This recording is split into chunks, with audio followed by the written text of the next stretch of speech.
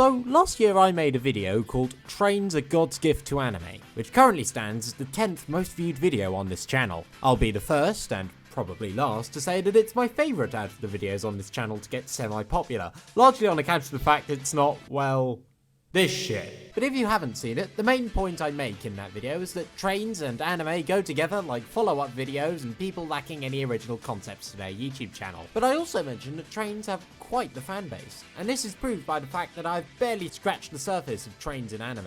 And while we're at it, I never really mentioned how they are God's gift to anime. There will be spoilers for various series and movies in different parts of the video, but I've got some timestamps in the description to tell you when I'm going to be spoiling stuff, so pay attention to that. Now, let's go where everyone goes once they've decided to have a deeper look at the subject, attributing pointless theological arguments for fairly mundane things and events. Yay. So now I must prove to you that trains are a direct proof of God's presence in the world. That should be easy. Firstly, let's look at the works of Makoto Shinkai, or at least the two ones that people recognize. In Your Name, out of the 3 times that Taki and Mitsuha are together, 2 of them are on trains. And bear in mind, one of these moments happens 3 years after they're supposed to have forgotten about each other. And yet it is by the divine intervention of these 2 trains that they sort of remember each other, probably, maybe, depends on what you take from the scene. But if we take this divine approach to trains in Your Name and apply it to his recent film, Weathering With You, it makes perfect sense. A big theme of that movie is the idea that you shouldn't play God. And what's the main character do? He runs on the tracks. He thinks he's a train. He isn't a train, he's a fucking blasphemer. And on top of this, he does not use the train very often in this film, but instead, he uses the bus. The bus is the yan to the train's yin. As it is declared in the Bible, that blessed be the train passengers, for they shall inherit the earth. But accursed be the bus frequenters, for they have sat at the back and blasted Stormzy from their Bluetooth speakers one too many fucking times. But on the subject of instructions given by God, the melancholy of Haruhi Suzumiya would feature Haruhi choosing the station as the meeting point for the SOS Brigade members on their excursions into the wider world. If the club room were the Vatican, then the station would represent a mission from which her disciples can preach the word of our Saviour. And in Persona 5, God literally lives in a train tunnel, as well as every opening involving trains in one way or another. And those openings are pretty God tier. But I've waxed philosophical enough. And while I have just put down proof that trains are indeed a holy symbol, I have not spoken about how their presence is an automatic plus for the quality of an anime. Let's take Bunny Girl Senpai as an example, where some of the best bits take place either in stations or on trains. I truly mean that these are some of the best scenes in the anime, and it isn't just because my jamming an entire box of Pocky up my nose sounds like something I'd be on board with. Then there's Bakuno, where of the 3 stories that are shown, one takes place on a train. And this, I think, is the best of the 3, because that's the one where Miria gets naked. Because that's the one with the best characters, such as Lad Russo, the Rail Tracer, and Jacuzzi Splot, who has a name that sounds like a euphemism for coming in a hot tub. And then there's Elfen Lied.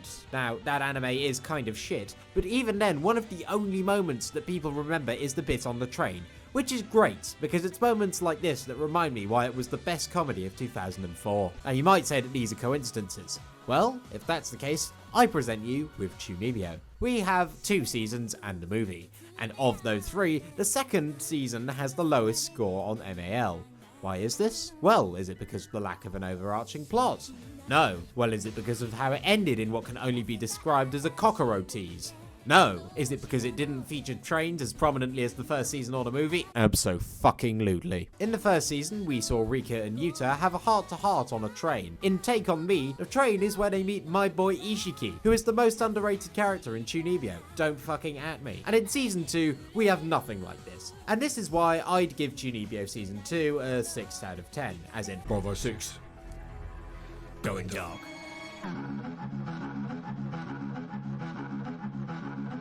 In the comment section of the last video, some people suggested some anime about trains that I hadn't talked about, and so I thought I'd talk about some of them now, despite not having watched any of the things suggested. The first was Kabaneri of the Iron Fortress, which I remembered being called an Attack on Titan clone back when it was first coming out, and everyone was accusing Wit of being lazy. You can tell that these comments were made in 2016, because nowadays nobody is accusing Wit of laziness, and people have learned to shut the fuck up about Attack on Titan. The same, however, cannot be said for Demon Slayer, whose movie movie is called Infinity Train. Infinity Train is of course an anagram for Oyaniti in fur. I probably should have come up with an actual joke for this section. I'd also like to mention Densha Otoko, which while not an anime, is a pretty famous work for otakus. It's the story of a social outcast who becomes a widely regarded yet anonymous figure after they stop a guy from harassing a woman on a train.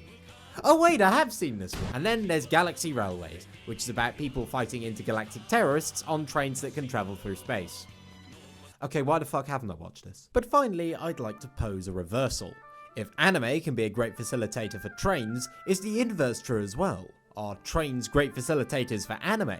And as it turns out, they are. I've watched a decent amount of anime on trains, and they can while away a decent chunk of your journey. Although you should make sure not to sit next to anyone. This advice is important, because you can never guarantee that your anime is never going to suddenly get lewd or just incredibly weird. Because of this, when I decided I was going to watch Night is Short Walk On Girl on a train journey I took, I made sure to get on early and choose a seat that would prevent anyone from seeing my screen. Thankfully, I did find a seat that allowed for this, so no one could see me watching a film where the ending is a man having a parliamentary debate with himself about whether it's worth simping while his penis demands to be let into the conversation. I didn't make that up, by the way. On a different train journey, I watched Violet Evergarden, Eternity in the Auto Memories doll, which in hindsight was a bit of a gamble. Luckily, it was way more lighthearted than the main series, which is good because you can hide your screen from people trying to see, but you can't hide the sound of your tears from people who are listening and laughing at you. And then I watched Chuunibyo Take On Me on a train journey, or at least the first 15 seconds of it because Netflix wouldn't fucking download it properly. And then there was a time recently actually when I was watching Great Pretender on a train. How recently? Literally as I'm editing this video.